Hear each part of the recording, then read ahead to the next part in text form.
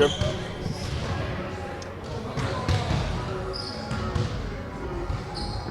What are you guys looking to do over the next day or two to prepare? Or are you guys ready for Tuesday? I mean, there's ready for Tuesday and there's ready for the season. Yeah. And so it's a very important game, and there's 82 of them. And so, we don't want to overdo it on it's this game, this game, this game. At the same time, there's things that we got to be able to do. So last 2 days in practice have been a both of like, this is where we have to be over the next 5 to 10 games, and then this is specific for game one. But there's certain themes that go into that we have to be great at the first 5-10 games of the season that we also have to work on. So it'll be a combination of both. How has this training camp gone? Like, something new for you, trying to, with the championship and all that? Like, I know you were trying to find some different ways to motivate these guys. How is that process going? I mean, I hope that's not the message. They're motivated. I'm not trying to find new ways to do it. I think it's making sure we stay open-minded to we have to get better. And I think that's the challenge. It's not they're motivated. We compete at a high level every day. The guys have done that. It's open-minded to just because something worked once doesn't mean it's going to work again. Here's what we need to do because this is our system. Here's what we have to do to be different because the circumstances around your environment have changed. And so that's the biggest thing is just having an understanding that it's going to look different, and we have to be able to be ready for that. Is challenge a better word? What's a better word for what you're trying to do? We won't know until the season starts. I think the season brings on different challenges throughout the year, so you just have to be ready for those, whatever they may be. Circumstances always change. We're not fully healthy to start the season. But just whatever the environment calls for, we just got to be ready to do. But from like a motivation standpoint, that's not an issue for the guys. Al always talks about kind of preparing himself for the big minutes, big responsibilities that he has on his team.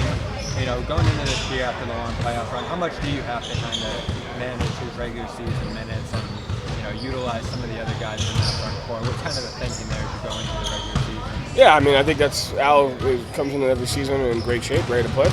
At the same time, you understand it's a journey. It's a journey for him, and you want to try to accomplish both. You want to win games. You want to put him in winning situations. At the same time, we have a lot of depth, so we have the opportunity to rely on our depth as well. And I think that's been a strength of our team in the last few years is the depth that we have.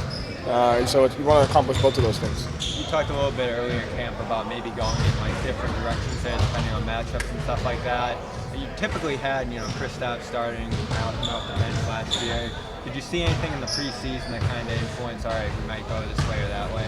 I think it's both ways. You have to go that way and that way. And so it's just that's what the season brings upon. And so there'll be moments, to where we have lineups, and then there'll be moments where we have to go to different stuff because the matchup calls for it that night. It's a back-to-back. This is working well. This is something that we have to get better at for playoffs. And so it's not this or this, it's both hands. And so we have to do this and we have to do that. So how do you keep the guys not motivated, but the monotony of the process? Yeah. When you're great, it's hard to remain great because the process gets kind of, at times, repetitive and monotonous. How do you kind of keep them from getting caught up in the monotony? This team, 2024-2025 Celtics, is not great yet. That's it right there. Do we have the potential to be? Yes. Do you tell them that they're not great? Yet. The key word yet is very important. Do we have great talent? Yes. Do we have great players? Yes. Do we have a great foundation? Yes. Is this 24-25 team great yet? No, because we haven't been in a game. It just takes time, and every season is different. And assuming that you're just going to, exactly what we say before, doing this in the past doesn't necessarily mean this is going to work now. And so you have to stay open-minded to going to something different. And so the 2024-2025 Celtics is not a great team yet. We have the potential to be, we have the pieces to be, we have the foundation to be. We have to, like you're saying, go through the process and get to that point over the course of the season. And I think that humility of understanding we have to get better is what keeps us the process of the mundane fun and coming into work every day. And you rely on the character of your players. They want to grow individually and as a team, and the character of the locker room. Where things stand with Lonnie? I don't know. What did you talk a lot about humility? It's not a unique spot. He's been in this camp. The guy established that and everything. What have you thought kind of his approach?